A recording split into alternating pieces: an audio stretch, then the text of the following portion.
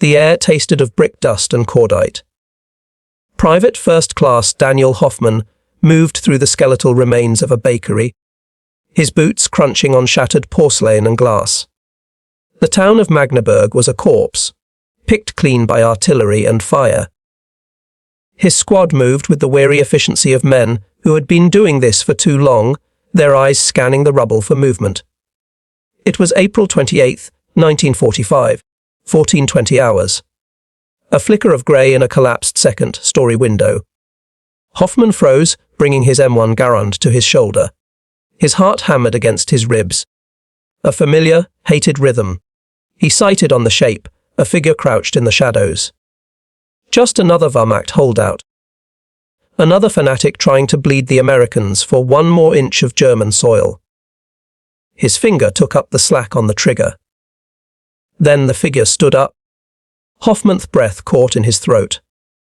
The soldier, the boy, couldn't have been more than 14. The oversized Volkssturm uniform hung from his skeletal frame like a costume on a scarecrow. His face was a mask of grime and dried tears, his eyes wide with a terror so profound it seemed to swallow the light around them. The rifle he'd been holding, a Mauser nearly as tall as he was, clattered to the broken floor at his feet. His voice, when it came, was a cracked, reedy thing, broken by puberty and pure fear. Bitte nicht schießen. Please don't shoot. Hoffman's arms went weak. He lowered the Garand, the muzzle dipping towards the ground. He felt a tremor in his hands, a vibration he hadn't felt since the first frantic hours on the beaches of Normandy. Behind him, Sergeant Robert Mitchell moved up, his Thompson held at the ready. He stopped short, his hard, experienced eyes taking in the scene. The child in the uniform. The discarded weapon. The American soldier standing frozen before him. Jesus Christ, Mitchell whispered, the words escaping like a prayer. He's younger than my son. The boy, seeing the older, more authoritative man, began to sob quietly, his thin shoulders shaking. He was just a child. A child who had been pulled from a schoolyard or a bombed-out home, given a weapon he barely knew how to hold, and told to die for a cause already lost.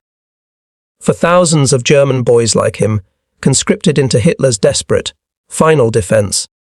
This moment, capture, meant the end of one nightmare and the beginning of something they had never been taught to expect. Not execution, not torture, but mercy from the men they had been conditioned to see as monsters. And for a handful of American soldiers, men who could not forget the faces of children staring out from enemy uniforms, victory would come to mean something more than conquest.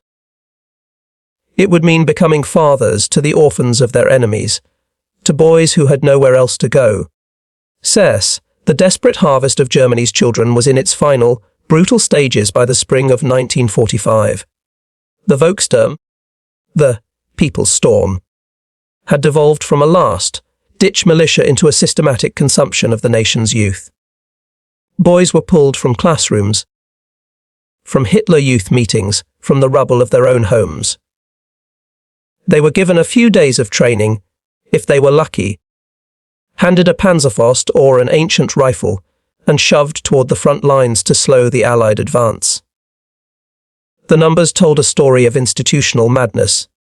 Approximately 100,000 boys aged 12 to 16 conscripted into combat roles in 1944-45. Their training lasted, on average, 3 to 7 days. By the war's end, an estimated 25,000 to 30,000 of these child soldiers would be dead. They were children who had known nothing but the Nazi world. Many had been in the Hitler Youth since they were 6, steeped in a doctrine that taught them dying for the FU hair was the highest honor, that Americans were subhuman beasts who tortured and mutilated their prisoners. Their entire worldview was a fortress of lies. 14-year-old Werner Schmidt had believed those lies. Just days before Hoffman's squad found their boy in the bakery, Werner had fired a Panzerfaust at a Sherman tank on the outskirts of Leipzig. The backblast had knocked him unconscious. He awoke in an American aid station, his arms and face searing with pain, to the sight of a US Army medic carefully bandaging his burns. "I thought I was in hell," he would recall decades later, his voice still carrying a faint German accent. "I had been taught Americans skinned prisoners alive. Instead, the first thing that happened was a soldier gave me morphine for the pain. He called me son." These first encounters left deep psychological scars on the hardened American veterans.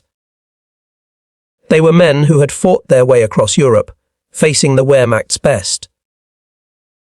They were prepared for professional soldiers, not for enemies who looked like they should be in a schoolroom. Staff Sergeant James Walsh of the 3rd Armoured Division would never forget the day near Paderborn. "We took fire from a building, a couple of rifle shots. We returned fire, laid down some suppression, then cleared it. Inside we found 6 kids. 2 were dead. The others were maybe 13, 14 years old. They were crying, begging us not to kill them. One of my men, a tough guy from Brooklyn, a father of 3, just sat down on the floor and started sobbing. We had just killed children because they were shooting at us. There was no way to make that feel right. There never will be." The moral paradox was immediate and searing. These children posed a genuine threat. Their bullets could kill. Their Panzerfausts could destroy tanks. But to engage them as soldiers violated every instinct of humanity, every notion of a protected childhood.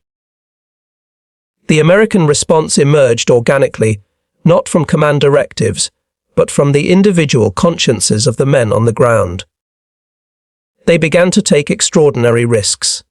They would call for surrender in broken German, use loudspeakers, hold their fire longer than was tactically wise, deliberately aim to wound rather than kill. Captain Edward Morrison of the 89th Infantry Division gathered his men one evening after a firefight that had left 2 teenage Germans dead. His face was grim in the fading light. "Listen up," he said, his voice low and earnest. "From now on, if they look young enough to be your kid brother, you try everything before you shoot.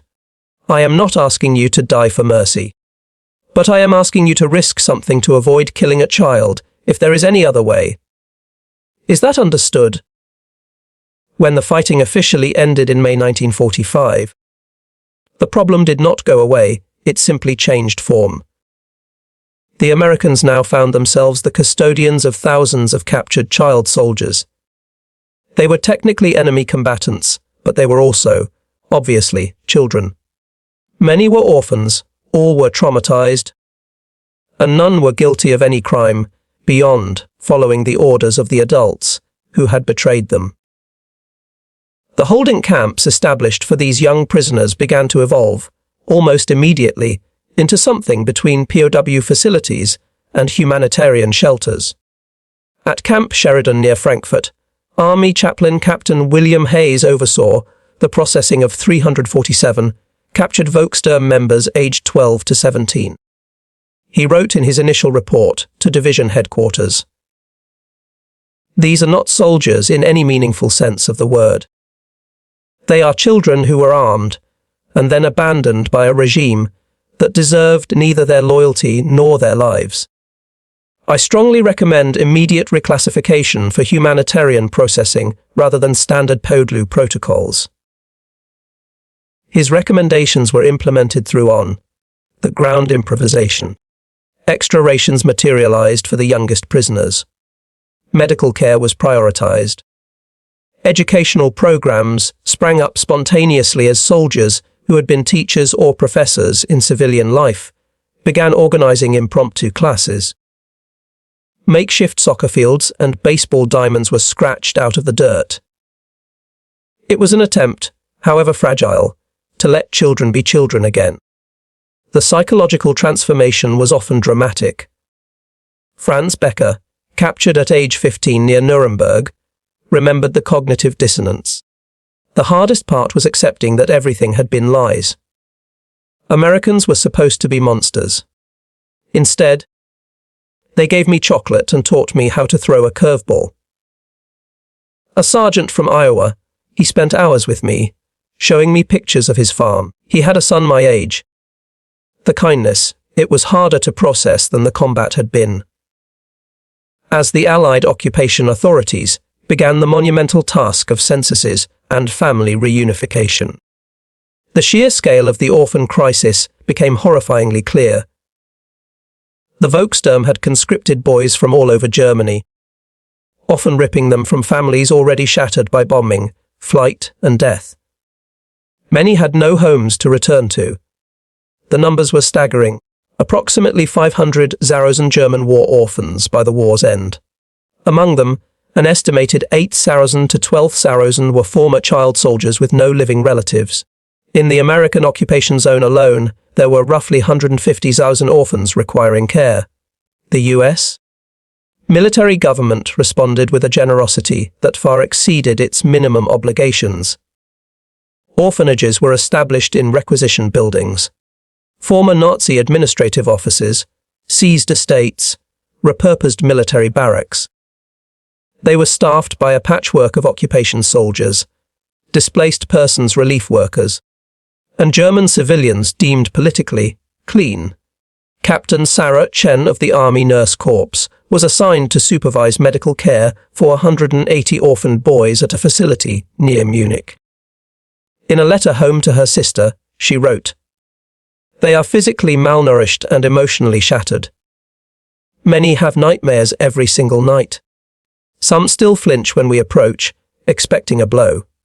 They have been taught that kindness is weakness, and that trust leads to betrayal. Teaching them that they are safe, takes weeks of patient, quiet work. It is the hardest nursing I have ever done." Within these orphan facilities and holding camps, unexpected bonds began to form. Relationships grew that transcended the formal structures of victor and vanquished, custodian and captive.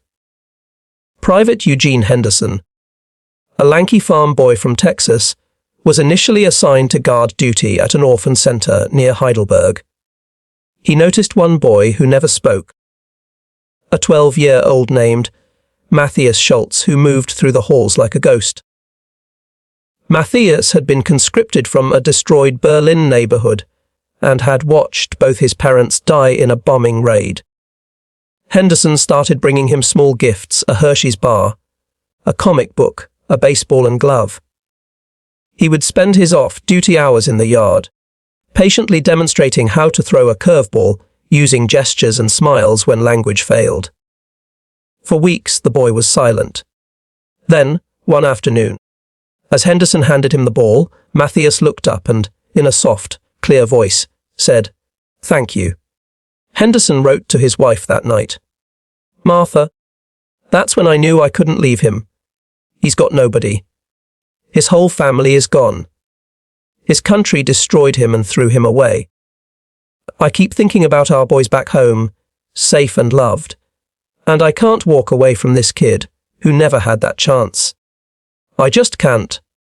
Similar stories unfolded across the American zone.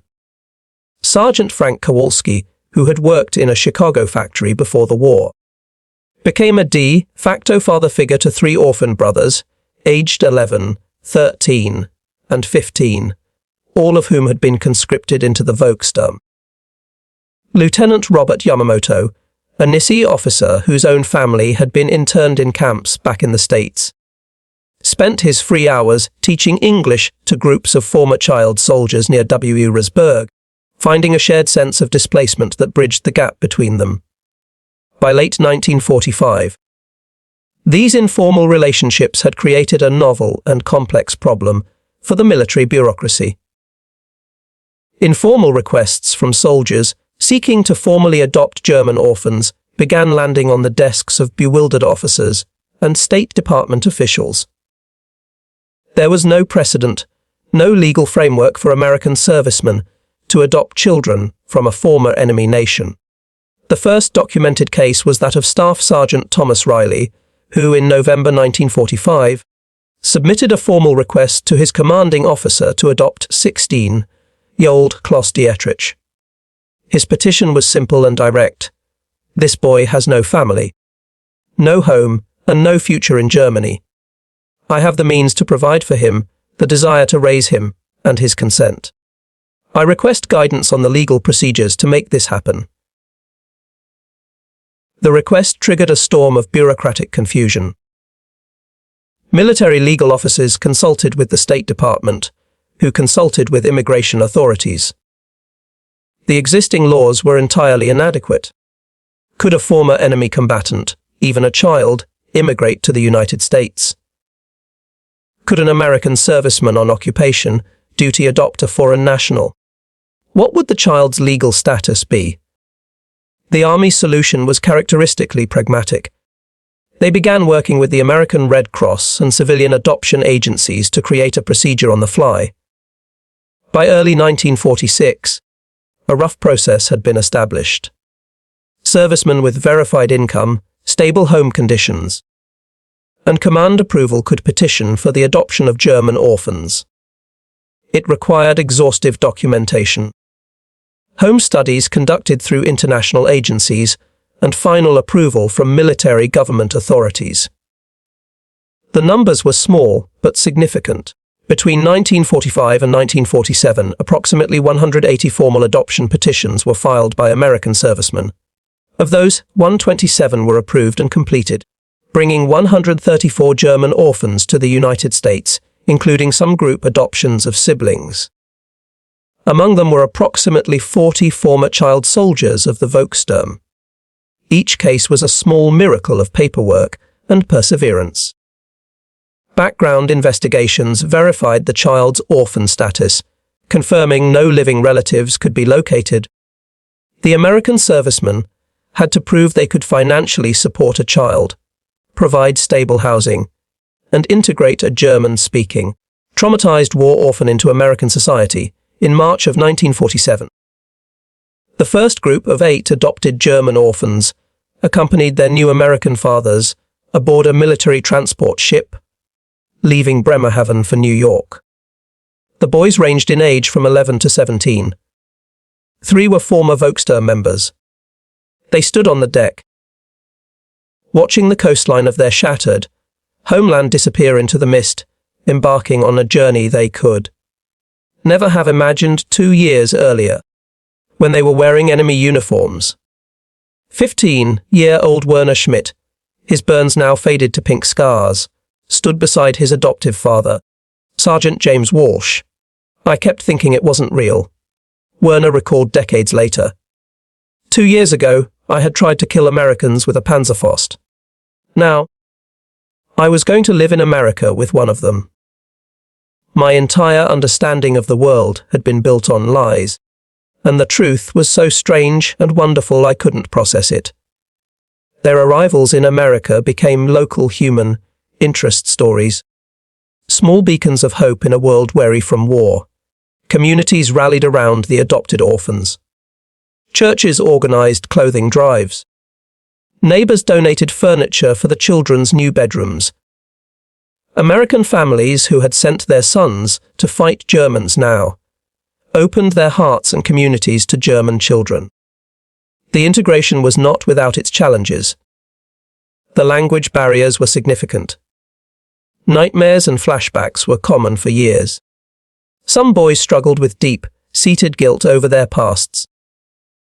Others were overwhelmed by the abundance of American supermarkets and department stores after years of starvation and scarcity. But the overwhelming pattern was one of successful, loving integration. The adopted orphans learned English, attended American schools, joined Little League teams, and were embraced by their communities as living proof that even the bitterest of enemies could find reconciliation. The psychological reckoning, however, was an ongoing process for both the children and their new fathers.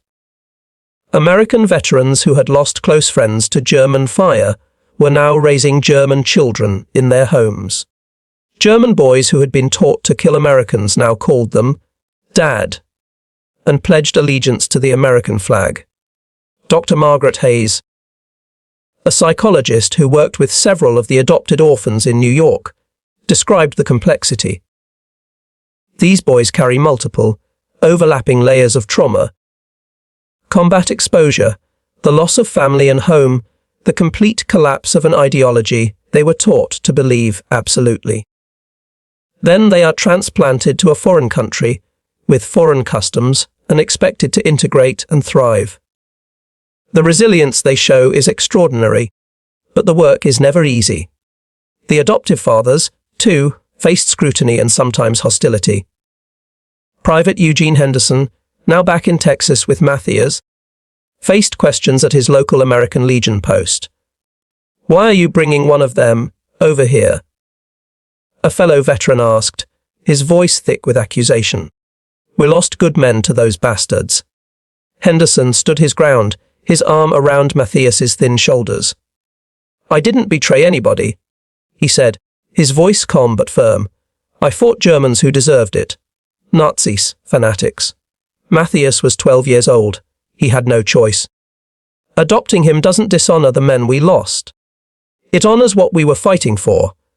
A world where children don't get sacrificed by evil goddamn governments. As the adopted orphans settled into their new lives, many maintained a link to their past through letters to friends still in German orphanages, or to the few relatives who had survived. These letters became powerful testimonies, circulating among German youth and subtly influencing the emerging West German perception of their American occupiers, turning a monsters into allies. Klaus Dietrich, adopted by Staff Sergeant Thomas Riley, wrote to a friend in a Munich orphanage in 1948. "You wouldn't believe America, Carl. My father. I call him Dad now. He works in a factory, and we have a house with 3 bedrooms. I have my own bed. I go to a high school and I play on the baseball team. People know I'm German and that I was in the Volkssturm, but they treat me like any other kid. The propaganda we were taught was completely backwards. Americans aren't monsters. They are the most generous people I have ever known. There is a future here." These letters documented not just the transformation, but the ongoing struggles with identity. Were they German? American? Could they be both? A few faced rejection from German relatives who viewed their adoption as a betrayal. But the dominant theme that ran through their correspondence was one of profound gratitude and a hard-won sense of belonging. On May 8, 1995, the 50th anniversary of VE Day, a 73-year-old Werner Schmidt stood before the World War II Memorial in Washington, D.C. Beside him, leaning heavily on a polished wooden cane, was his adoptive father, James Walsh, now 91. In Werner's hands was a faded, sepia-toned photograph from 1945. It showed a skeletal, haunted boy of 15 in a torn Volkssturm uniform, standing next to a young, grim-faced American sergeant.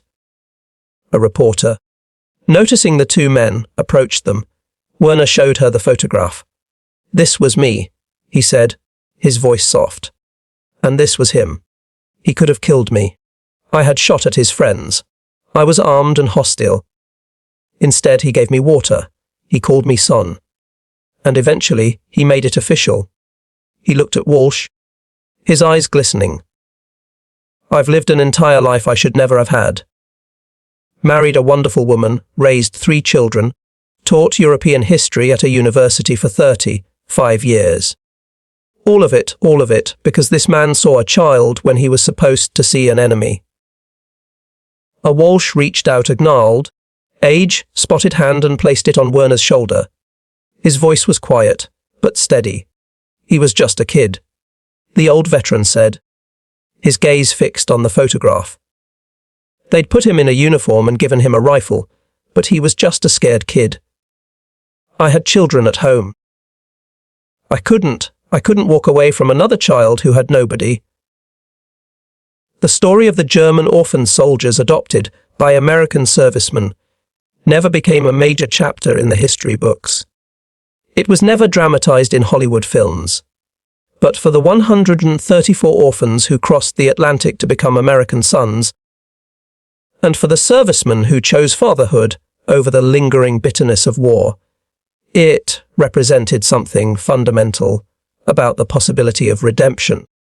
They proved that mercy could be a more powerful force than hatred, that the label of enemy could be washed away by compassion, and that some victories are measured not in territory conquered, but in lives reclaimed from the ruins of ideology and violence. The soldiers who had defeated Nazi Germany offered a final, unexpected gift to some of its youngest victims: a future, a home, and the chance to become something more than what the war had tried to make them. In quiet towns across America, men with German accents now tell their grandchildren stories. They tell them about the day they, as children, tried to kill Americans, and instead found fathers who taught them the true meaning of mercy. And in the space between those two moments, between the child soldier surrendering in the rubble and the old man standing at a memorial, beside the veteran who became his father, lies a quiet, enduring proof. Proof that even after the very worst that humanity can inflict upon itself, redemption remains possible for those willing to choose it